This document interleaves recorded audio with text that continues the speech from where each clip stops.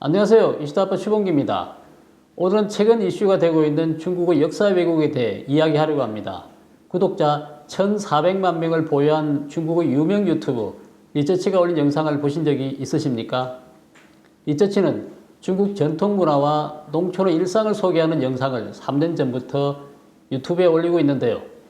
지난달 9일 라이프 시리즈 무의 삶이라는 제목의 영상을 올렸습니다.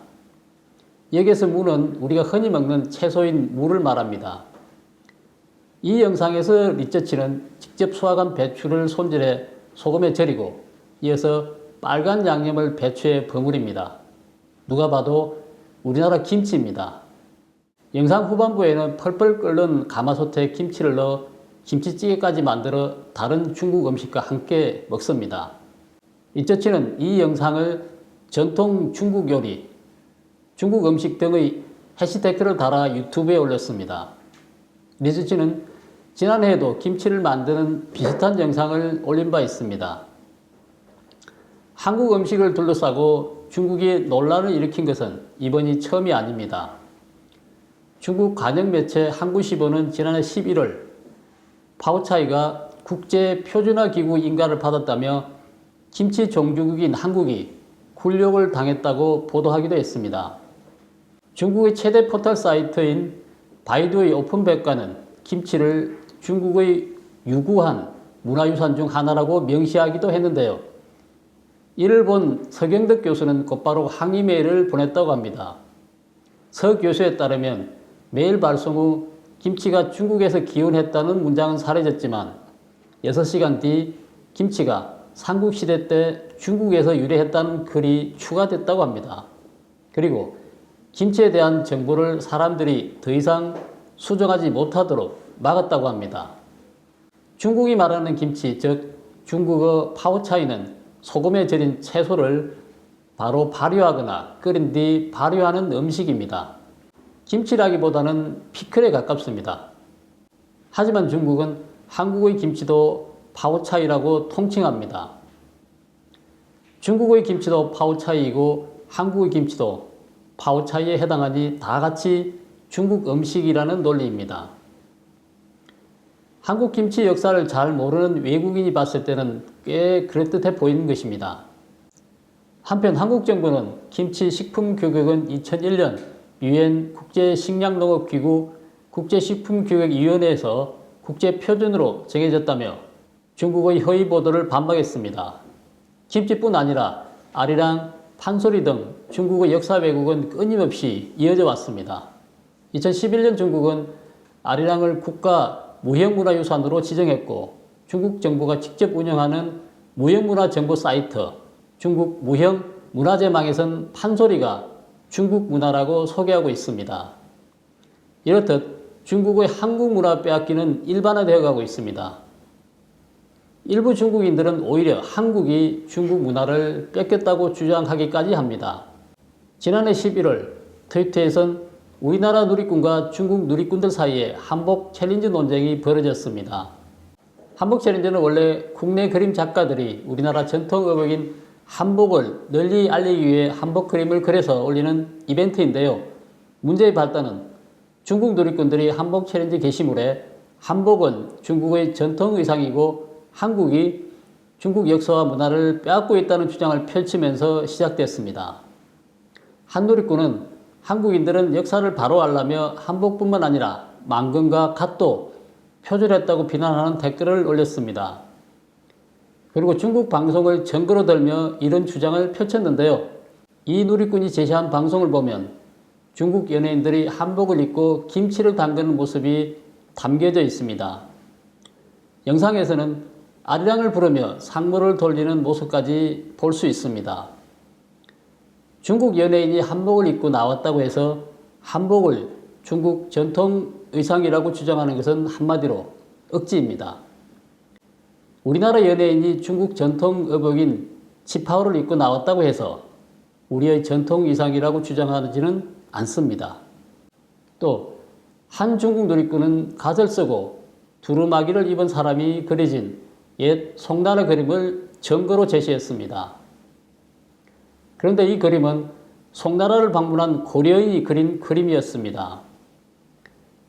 복식사 전문가들은 중국 전통의복과 우리나라 전통의복이 서로 영향을 받기는 했지만 엄연히 다른 형태라고 말합니다.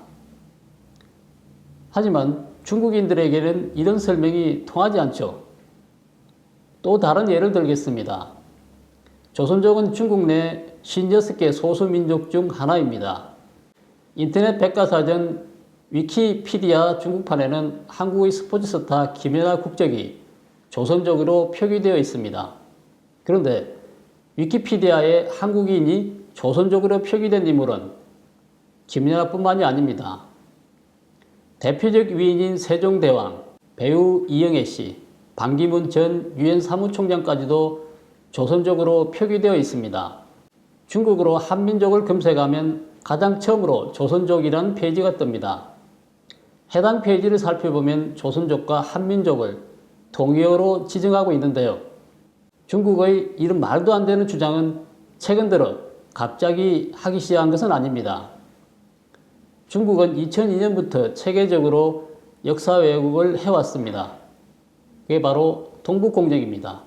동북공정은 동북3성, 즉 해룡장성, 지린성, 랴오닝성의 역사 문화 연구 프로젝트입니다. 중국은 2002년부터 막대한 자금과 학자들을 동원해 이 지역이 과거부터 중국의 영토였다는 점을 입증하려고 했습니다. 고구려, 발해 등 중국 국경 안에서 전개된 모든 역사를 중국의 역사로 만들기 위한 일환입니다. 중국은 고구려가 중국 땅에 세워진 중국 민족의 지방 정권이며 고려와 조선으로 개성된 한국사가 아니라고 주장합니다. 중국 사회과학원은 1997년 하반기부터 한반도의 형세 변화에 대비하기 위해 북한과 중국의 접경 지역을 조사하고 연구하기 시작했습니다. 이때 중점적으로 연구한 것은 한국과 중국 사이의 쟁점이 되고 있는 고대 국가들의 역사였습니다. 고조선과 고구려, 발해의 역사가 모두 포함되었죠. 그리고 2001년 고대 중국 고구려 역사 총론이라는 책이 나오게 되는데 이 책은 고구려가 중국의 일부라고 주장합니다. 책에는 고구려는 한대부터 당대까지 우리나라 동북 지구에 일개 중대한 영향을 미친 소수민족의 족칭이고 또 그런 사람들이 세웠던 정권의 국호다라고 기술되어 있습니다.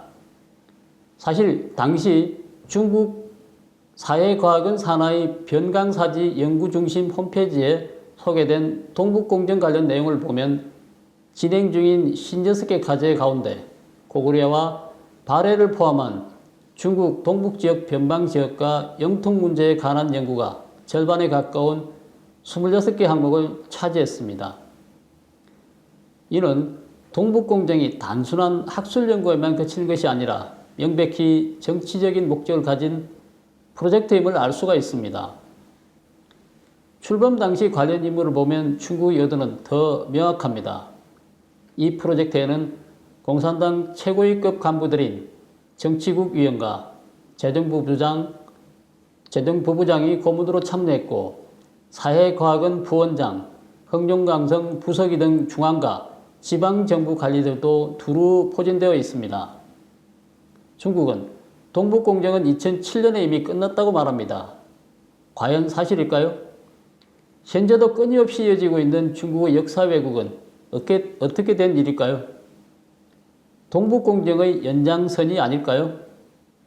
다음에 기회가 된다면 중국이 왜 이렇게 역사 왜곡에 열을 올리는지 전문가를 초대해 같이 이야기를 나눠보도록 하겠습니다. 오늘 방송은 여기까지 하겠습니다. 이 방송이 마음에 드신다면 구독, 댓글, 좋아요를 눌러주시고 지인들과 공유해 주시기 바랍니다. 감사합니다.